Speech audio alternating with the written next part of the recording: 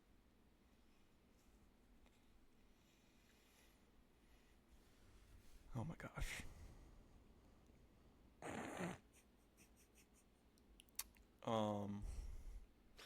Chattanooga and East Carolina. Okay. Got it. Cool.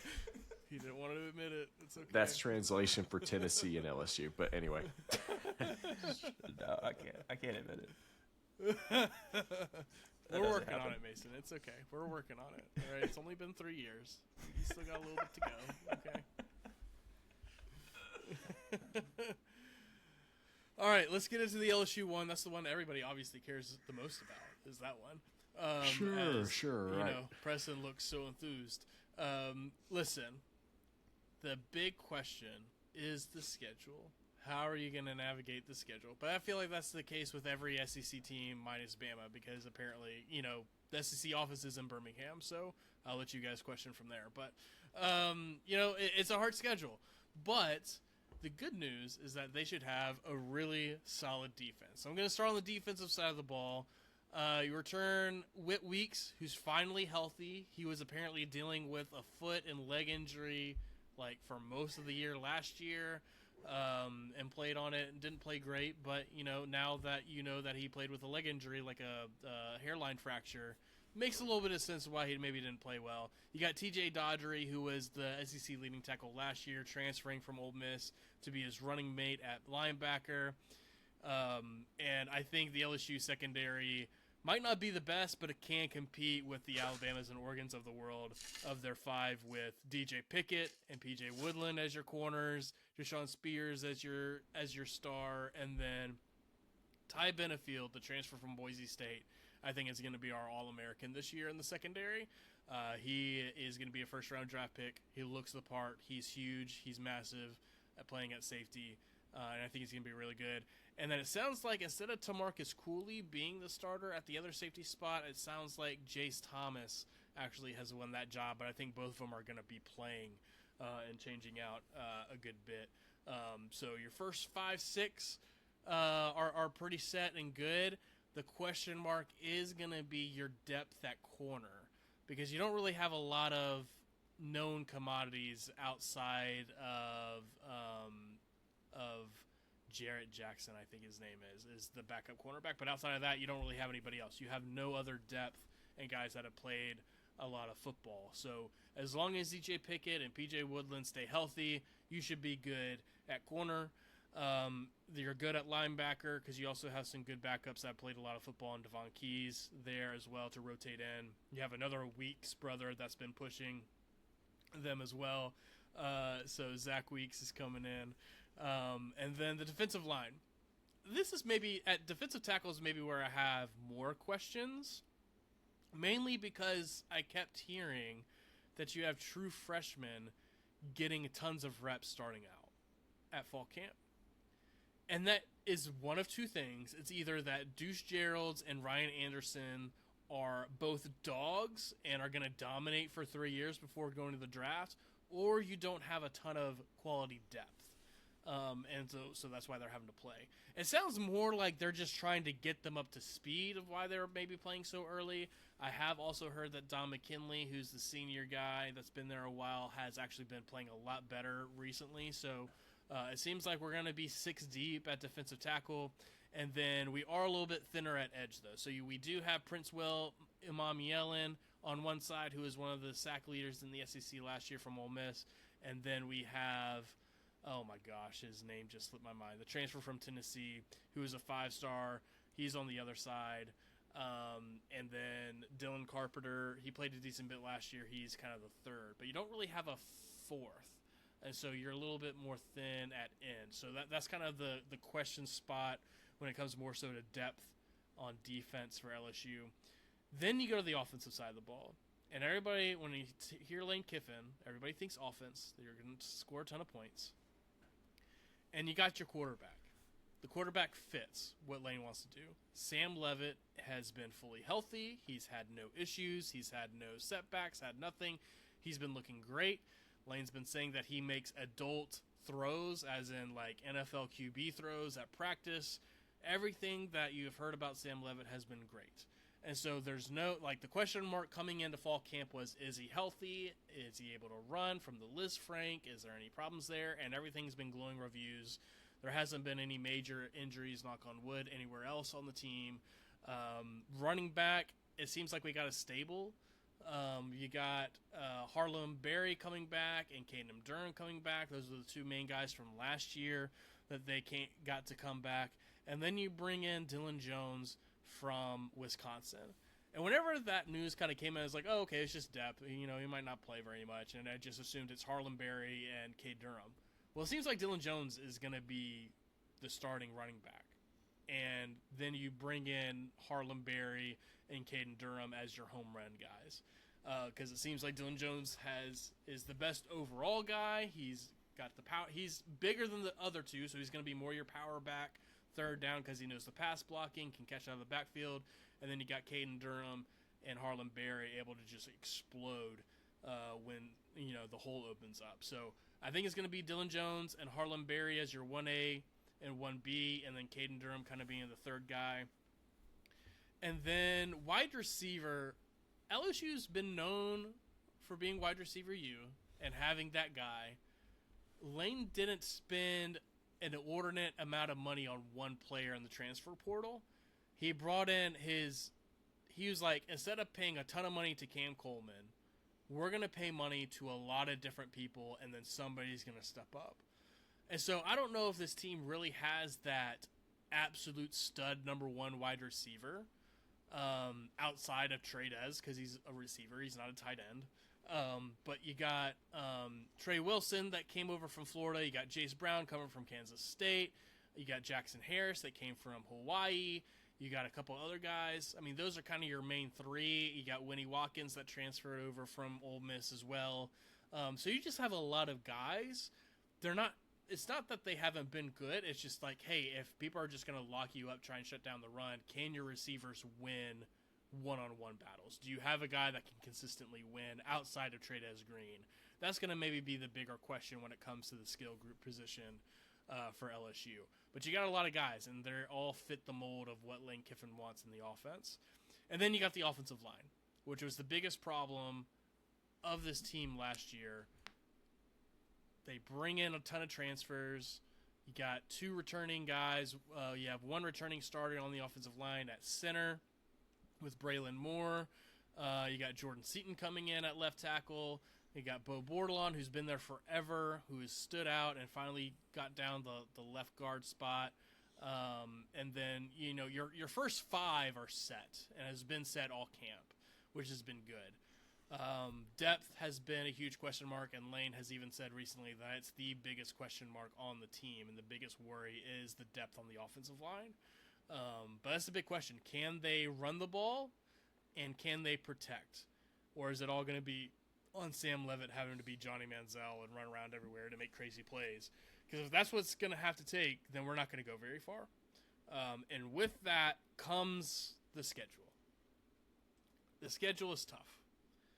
You open up with Clemson, you play Louisiana Tech, and then the game that everybody has scheduled is Ole Miss. Everybody's looking forward to that. And then, oh, by the way, after that, you got A&M. And then we kind of get our break in October of McNeese, Kentucky, Mississippi State, Auburn.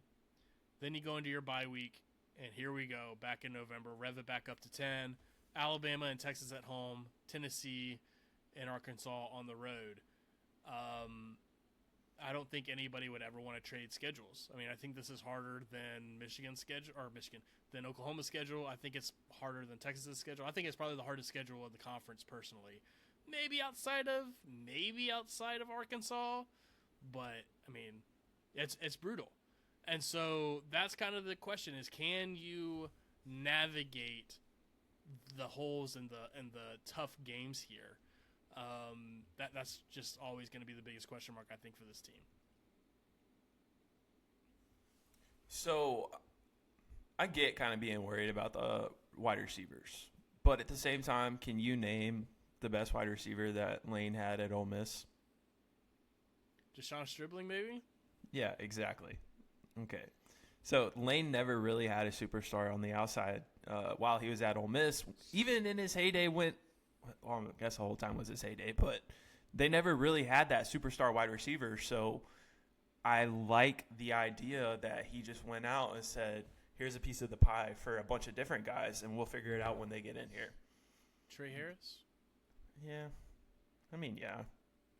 But I wouldn't say he was I a understand superstar. your point, though. Yeah. I understand. How do you feel about Trey'Dez Green going no contact in practice? Dude, they are saving him and making sure they put bubble wrap around Yeah. him all fall camp. Because, guys, like, if anybody is listening and you can do player prop bets for Trey'Dez Green, do the overs on all of them. They are giving him the ball all the time, I'm telling you. Like, I didn't even talk about him. He is going to be moved around literally everywhere, and they are getting him the ball, okay? First round draft pick, as long as he doesn't get hurt, he's going to be a top 15 draft pick, and he's going to have 20 million touchdowns. Like, that, they're just giving him the ball. That's what it is. He was my go-to tight end in NCAA 26, man. Telling you, go-to. Whenever he hit the portal, I was like, yep, got to get him. Well, how do you feel about the wide receiver room, really? Who do you think is going to be the person that kind of, like, stands out from the bunch? I think that Jason Brown, the Kansas State transfer, is probably going to be I think it's going to be him or Jackson Harris, the guy from Hawaii. I think those are going to be the two best ones. And then you have Trey Wilson, who's going to play a lot too, but I think he's going to be more of the rotational spot where Winnie Watkins will come in and some of these other guys will come in. But I think the two that are really set are going to be Jackson Harris, who's the Hawaii transfer, and Jace Brown. I think those are going to be the two dudes that are going to be playing the most snaps at wideout. And Trey Wilson might not even be in, depending on the sets, because they might have Trey'Dez be in that spot and then bring in a second tight end to actually play tight end. So it's kind of one of those things where you have a player like Trey'Dez, who's basically a receiver playing tight end at times, but I don't know how much they're really going to play him at tight end. So, What's the panic meter if y'all lose that Clemson game? it's at a 9 At a 9? for sure. It's Okay. at a 9. It's at a 9. No, I mean, like, I'm kind of like you, Mason, in a sense of, like, I'm trying not to, like, overhype. I'm trying, like, here's maybe what I'll say.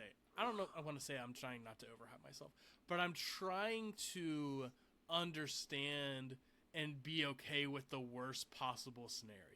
Maybe let me put it that way. I'm trying to be okay with the worst possible scenario, which with this schedule could be 7-5, if we're being honest. That's the worst possible scenario you can go, because bounce of a ball, you know, Trey'Dez gets hurt or Sam Levitt gets hurt, then you're screwed. So I think the defense will be good enough to keep them in every single game they play, and I think it'll take the offense maybe a little bit to get going, but once they get going, you're not going to want to play them.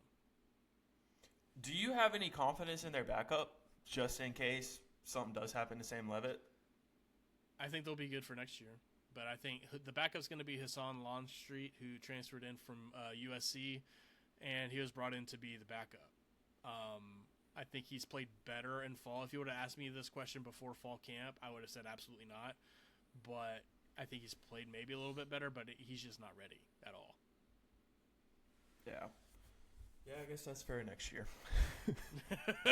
That's for next year. So, looking back at the schedule, I think the best case, worst case. Best case is 11-1, I think.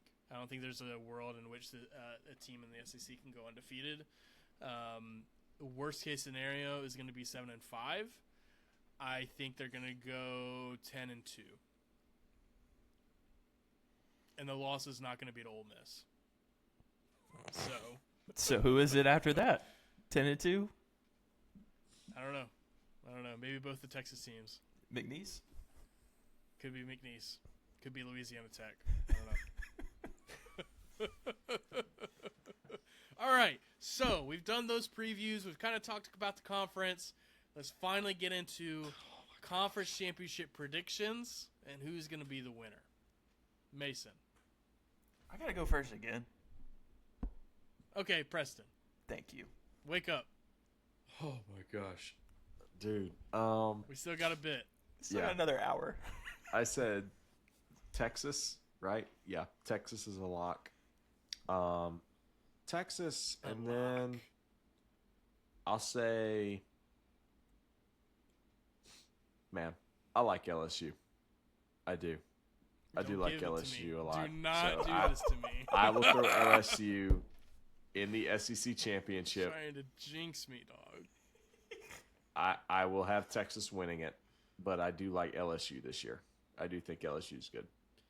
And Lane Kiffin is an offensive mastermind, so I got to give him that. But I got Texas winning it still.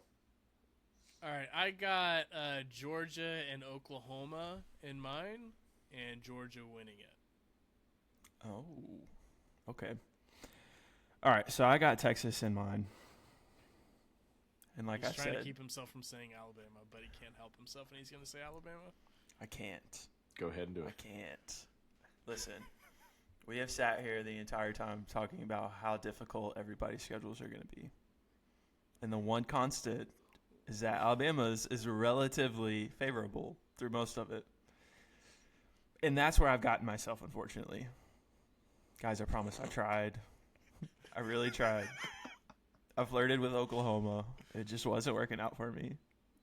I flirted with Georgia. That didn't work out for me either. So I've got Bama in mind as well. But I do have Texas winning it, so At least you got that. I saved it. See, we're all different this time, Mason. We didn't all pick the same thing. You don't have Yeah. to worry about it. It's because I went last, so worked Oh, out. that's why it was. You're right. You're right. All right. Well, that's our SEC preview.